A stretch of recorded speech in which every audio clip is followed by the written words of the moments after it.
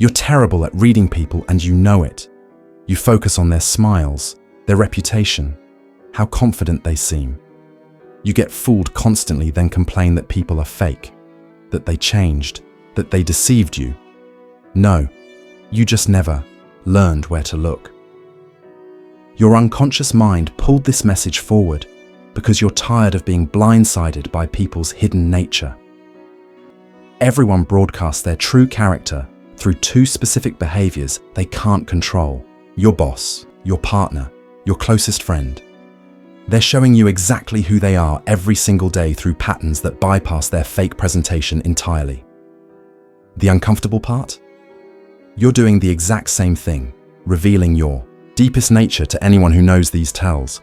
Ready to see what everyone's been hiding, including yourself? If something in you recognizes it's time for this truth, consider liking and subscribing to strengthen that recognition.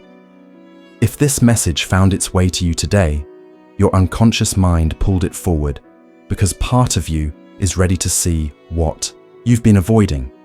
The universe doesn't deliver lessons randomly. You attracted this moment because you need these truths, even if they sting. You think you're good at reading people. You believe you can spot a liar, identify trustworthy friends, recognize genuine partners. You pride yourself on your intuition, your ability to size someone up within minutes of meeting them. But here's the brutal reality. You're terrible at it. Absolutely terrible. You get fooled constantly because you're looking at all the wrong signals. You focus on their words, their smiles, their accomplishments, their reputation. You analyze their body language from some article you read online. You trust your gut feeling that's really just your biases dressed up as wisdom. You're like someone trying to identify a tree by looking at its shadow. You see the outline, convince yourself you understand the whole picture, then act shocked when the person you trusted betrays you, when the colleague you respected turns vindictive, when the partner you loved reveals a nature you never saw coming. Then what do? You blame them for deceiving you. You tell yourself they changed. You complain that people are fake. No, you just never learned how to see past the performance everyone puts on. Right now, someone in your life is showing you exactly who they are through two specific unconscious behaviors, and you're missing it completely. Your boss, your partner, your best friend. They're all revealing their deepest nature through patterns they can't control, patterns they don't even know they're displaying.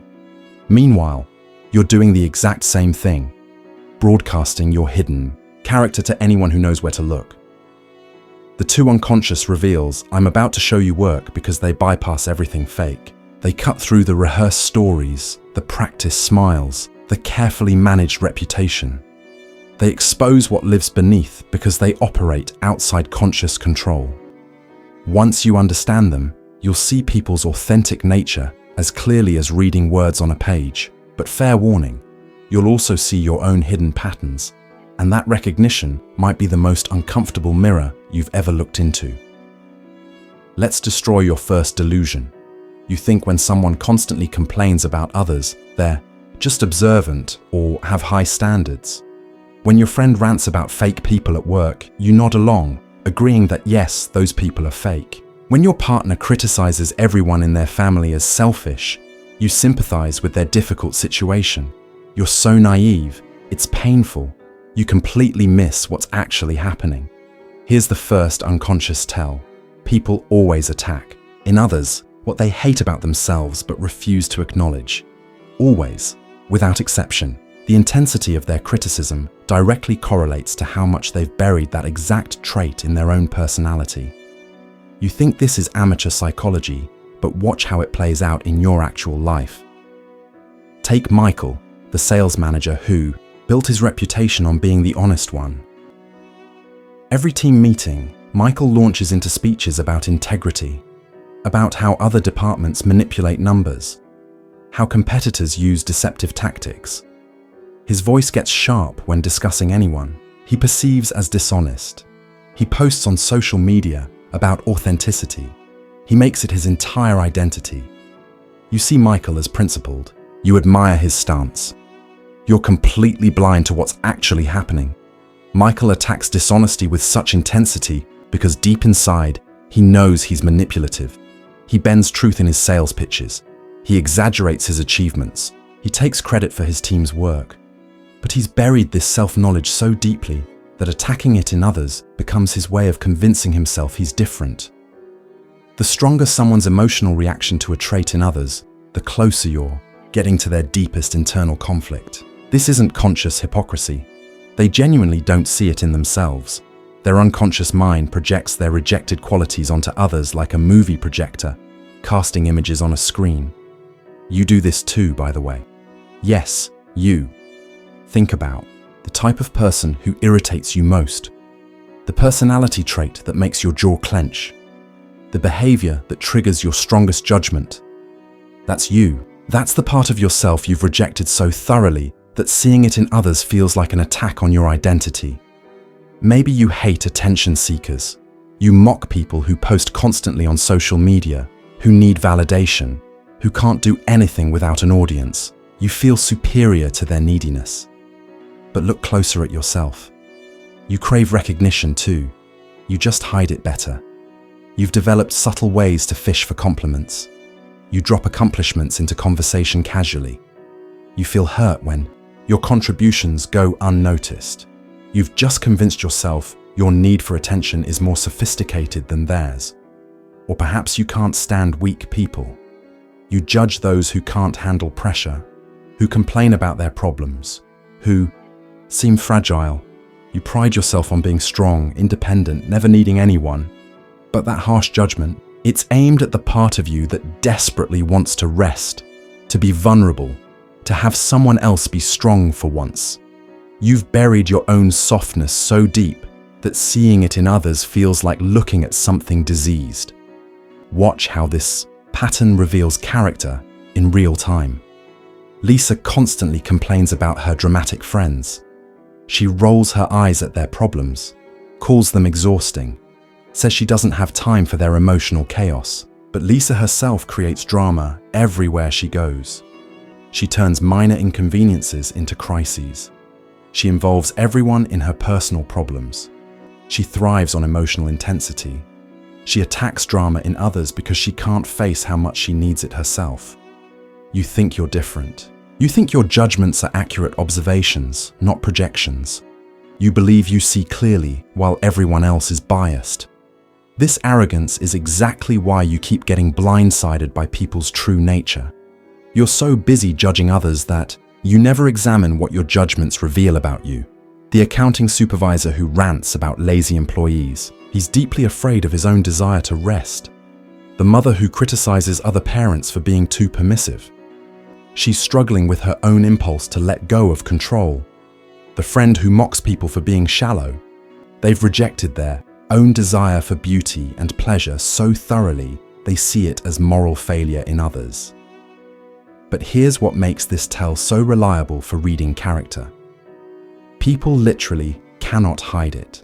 They can control their words when asked direct questions. They can manage their facial expressions when they know they're being watched. But they cannot stop themselves from having emotional reactions to their own rejected traits when they see them in others.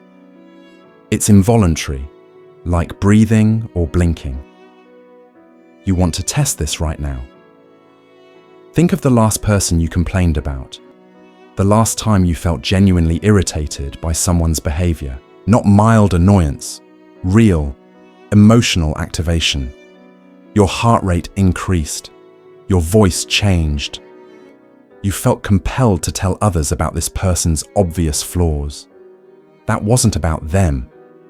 That was your unconscious mind trying to process a part of yourself you refuse to acknowledge. This is why the kindest people rarely judge harshly. They've accepted their own complexity, their own shadows, their own difficult traits. They see others' flaws as human struggles rather than moral failures, because they've faced those same struggles in themselves. Meanwhile, the harshest critics are always the most defended against their own nature. Comment: I see myself in my criticisms if you're beginning to recognize this pattern in your own judgments. You've been walking through life thinking you're emotional. Reactions to others are about them. You analyze their behavior, dissect their motivations, build entire narratives about why they are the way they are. Meanwhile, you're just staring at your own rejected self, projected onto them like a mirror you refuse to recognize. Now for the second unconscious tell that you completely miss every single time. You think people's true character shows when everything's going smoothly. You evaluate others based on their best behavior, their prepared responses, their rehearsed presentations. You're like someone judging a ship's seaworthiness while it sits in calm harbor. You have no idea what happens when the storm hits. Here's what you fail to understand. Everyone can fake competence when they're in control. Everyone seems stable when life follows their script. Everyone appears confident when things go according to plan. You mistake this performance for character, then act surprised when pressure reveals someone completely different underneath. You trusted the mask because you never learned to watch for the moment it cracks. The second tell is this. True character emerges in micro moments when someone's carefully constructed image gets threatened unexpectedly. Not in major crises where they have time to prepare their response, but in tiny unexpected moments when their automatic patterns take over. Their phone dies during an important call. Someone questions their expertise in front of others. They're kept waiting by someone they consider beneath them. A stranger doesn't laugh at their joke. Their food order gets messed up. Someone else receives credit they expected. You ignore these moments because you think they're insignificant. You make excuses. They're having a bad day. They're stressed. That's not who they really are. You're wrong. That's exactly who they really are. Those unguarded seconds when their image gets challenged reveal more truth than years of controlled interaction. Watch Jennifer, the executive everyone admires for her poise. She gives inspiring presentations, mentors junior staff, maintains perfect composure in board meetings. You see her as unshakable. Then the conference room technology fails during her presentation. For just 3 seconds, her mask drops. Her face contorts with rage. She snaps at the IT person with venom. She makes a cutting remark about incompetent support staff. Then she recovers, apologizes, returns to her polished self. You dismiss this flash of cruelty. You tell yourself anyone would be frustrated. You're making the same mistake you always make. You believe the performance and ignore the reveal. Those 3 seconds showed you Jennifer's authentic response to losing control. The contempt for people she considers beneath her. The rage when her image gets threatened. The cruelty that lives under the polish. That's her actual character. Everything else is management. You do this too, and you know it. When someone contradicts you in public, what happens in that split second before you compose your response? When a server forgets your order, what thought flashes through your mind? Before you remember to be polite? When someone you consider less successful than you achieves something you wanted, what feeling rises before you force a congratulation? That initial reaction, the one you quickly suppress, that's your true character trying to surface. Robert prides himself on being the collaborative leader, the one who values everyone's input. He preaches about flat hierarchies and open communication. You buy into this image because he performs it well during scheduled meetings. But watch what happens when an intern questions his strategy during a casual conversation. His body stiffens. His voice drops an octave. He says, "That's interesting." But his tone says, "How dare you?" He immediately redirects the conversation to reassert his authority. Then he returns to his collaborative persona. You saw his real character in that flash of threatened ego, the deep need for hierarchy despite his progressive words, the inability to handle challenge from someone he sees as inferior, the insecurity masquerading as openness. But you ignore it because you prefer believing the performance. Here's what makes you particularly blind to this tell. You judge these micro-reactions by your own standards of what would threaten you. Someone's mask might crack over something you find trivial, so you dismiss it as meaningless. You don't understand that what threatens someone's image reveals what they're most defended against, what they most fear about themselves. The woman, who becomes vicious when someone doesn't recognize her achievements. She's revealing her deep terror of being insignificant. The man who turns cold when someone sees him struggle. He's showing you his inability to accept his own humanity. The friend who gets disproportionately angry when plans change. They're exposing their desperate need for control because chaos terrifies them. You think you're empathetic when you excuse these reactions. You're not. You're blind. You're so invested in believing people's constructed images that you explain away every crack in the facade. Then you wonder why you're constantly disappointed when people reveal their hidden nature during actual crises. It was never hidden. You just refuse to see it. The restaurant test reveals more character than 100 interviews. Not how someone treats the server when everything goes perfectly. Anyone can be polite when they're getting what they want. Watch what happens when the order is wrong, when the service is slow, when they don't get the table they wanted. That flash of entitlement, dismissiveness, or cruelty before they remember their manners. That's their default setting when they're not performing for you. You probably failed this test last week. You got irritated when someone wasted your time. You felt that spike of anger when someone incompetent delayed your plans. You had that moment of contempt for someone who couldn't keep up with you. Then you covered it with politeness, told yourself you handled it well. But that initial reaction, that was your authentic character bleeding through before your ego management kicked in. The mirror principle that you desperately need to understand is this. Every person you encounter is reflecting aspects of your own character back to you, but you're too defended to see it. When someone's mask-cracking moments disturb you, it's because you recognize your own hidden patterns. When someone's defensive reaction seems overblown, it's because you defend against the same fear differently. You hate when others get defensive about criticism because you recognize your own inability to accept feedback. You judge people who need constant validation because you see your own hunger for approval that you've learned to hide. You mock those who can't admit mistakes because you're looking at your own perfectionism turned outward. This is why you keep attracting the same types of difficult people into your life. You think it's bad luck, that you're somehow a magnet for narcissists or victims or manipulators. No, you're attracted to people who display the traits you've disowned. Your unconscious mind keeps bringing you face to face with your rejected self, hoping you'll finally recognize it.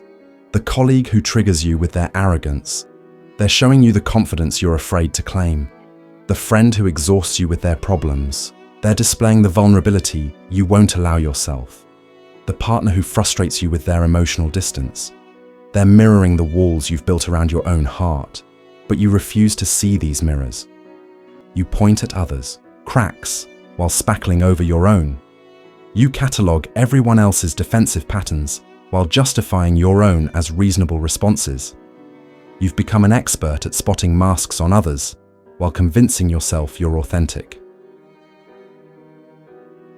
The tragic part is you genuinely believe you're self-aware. You think because you can articulate some of your flaws, because you occasionally apologize, because you've done some surface-level self-reflection, that you know yourself. You don't. You know the version of yourself you're comfortable acknowledging. The actual you, the one who emerges in those unguarded microseconds, remains a stranger you refuse to meet. Comment. I recognize my own masks if you're starting to see how you perform your own character rather than living it. Every day you have dozens of opportunities to see your authentic character in those moments when your image gets threatened. But you immediately rationalize, justify, explain away your reactions. You tell yourself stories about why your response was warranted, why you're different from those people you judge, why your masks are necessary while theirs are fake. You're about to make the same mistake you always make with psychological insights. You'll use this information to analyze everyone else while exempting yourself from the same scrutiny. You'll become insufferable, pointing out others' projections, calling out their mask drops, feeling superior because you understand these patterns. You'll weaponize this knowledge to win arguments, to justify your judgments, to reinforce your existing biases about people. You completely miss the point. The ability to see these patterns isn't meant to make you a better manipulator or a more sophisticated judge. It's meant to wake you up to your own unconscious patterns, so you can finally stop being controlled by them. But you don't want that awakening because it requires admitting how unconscious you've been your entire life. Let me show you what you're actually doing in your relationships right now. Your partner complains that you never listen, that you're emotionally unavailable, that you don't prioritize the relationship. What do? You get defensive. You list all the ways you do listen, all the times you've been available, all the sacrifices you've made. You turn it into an argument about who's right instead of hearing what they're really saying, that they feel disconnected from you. Then you analyze their complaint as projection. You tell yourself they're the one who doesn't listen. You catalog their emotional unavailability. You build a case in your mind for why they're projecting their issues onto you. You feel vindicated, intelligent, psychologically sophisticated. Meanwhile, your relationship deteriorates because you're using psychological concepts to avoid genuine connection. Here's what you should be doing instead, but won't, because it requires actual courage. When someone tells you something difficult about yourself before you defend, before you deflect, before you project back onto them, ask yourself, what if they're right? What if there's even 10% truth in what they're saying? But you can't do this because your ego would rather destroy relationships than admit imperfection. Your friend accuses you of being judgmental. Your immediate response is to judge them for judging you. You think about all the times they've been judgmental. You remember every instance of their hypocrisy. You build a mental fortress of their flaws to protect yourself from examining your own. You'd rather lose the friendship than consider that maybe, just maybe, you are judgmental. In your workplace, you notice your boss's obvious projection. They accuse the team of lacking initiative while they micromanage every decision. You share knowing looks with colleagues, everyone seeing the obvious hypocrisy except the boss. But what about your own projection onto your boss?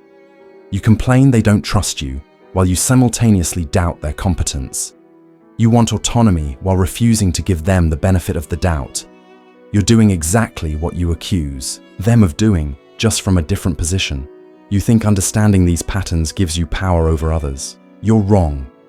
It gives you power over yourself, but only if you're brave enough to use it. Real power isn't seeing through others' masks.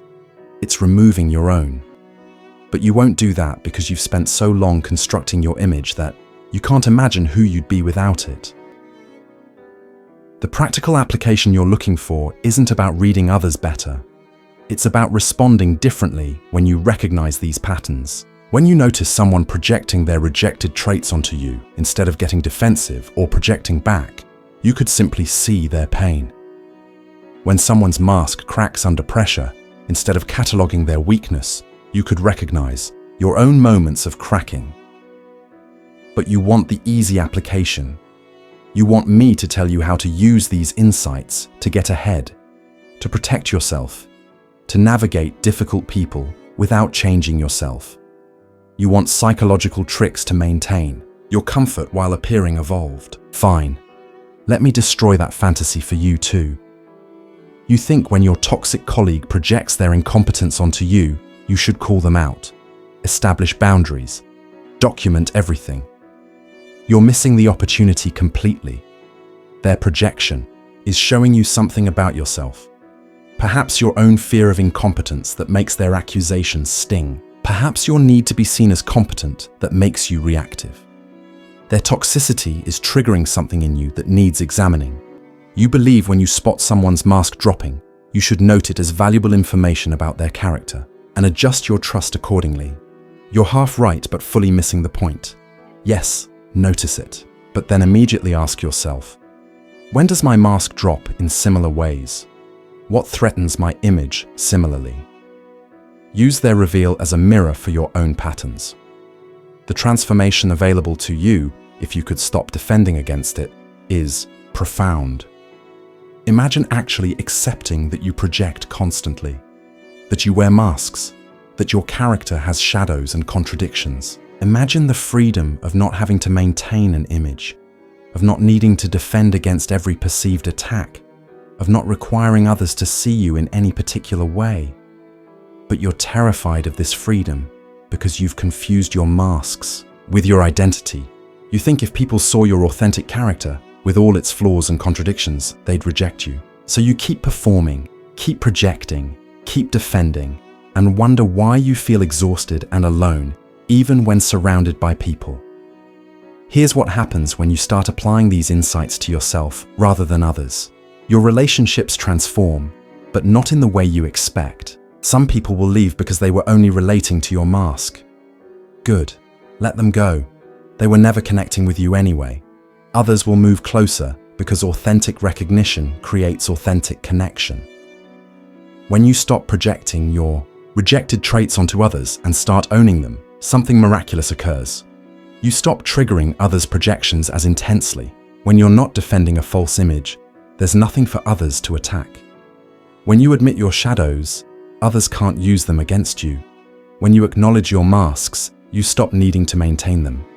You fear this will make you vulnerable, weak, exposed.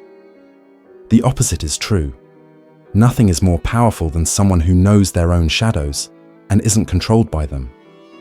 Nothing is more attractive than someone whose inner and outer character align. Nothing is more trustworthy than someone who can admit their flaws without defending or deflating. But you have to start with the most difficult recognition. Every judgment you've made about others' character is actually information about your own. Every time you've spotted someone's projection, you were simultaneously projecting. Every mask you've seen crack was reflecting your own careful image management. The person you've judged most harshly in your life is showing you your most rejected self. The trait you find most repulsive in others is the part of yourself you've buried deepest. The behavior that triggers your strongest emotional reaction is your biggest unconscious pattern trying to become conscious. You want practical steps? Here. They are, though you'll probably ignore them because they require actual work. First, make a list of the 3 people who irritate you most. Write down specifically what bothers you about them. Now look for where those exact traits exist in you, perhaps in different forms. You'll resist this violently. Your ego will create elaborate justifications for why you're different. Push through that resistance. Second, notice your next defensive reaction. When someone gives you feedback or challenges your image, catch yourself before you respond. Feel the surge of defense rising. Now, instead of defending, say, "You might be right. Let me think about that." Watch how this simple response changes the entire dynamic. Third, identify your most polished mask, the image you work hardest to maintain. Maybe it's being the smart one, the kind one, the strong one, the spiritual one. Now intentionally let that mask drop in a safe relationship. Admit ignorance when you're expected to know. Show coldness when you're supposed to be warm. Reveal weakness when you're meant to be strong. Experience what happens when you stop performing that particular character. You won't do any of this. You'll read it, feel momentarily inspired, then return to your patterns. You'll keep projecting while believing you're aware. You'll keep wearing masks while thinking you're authentic. You'll keep judging others' character while avoiding your own.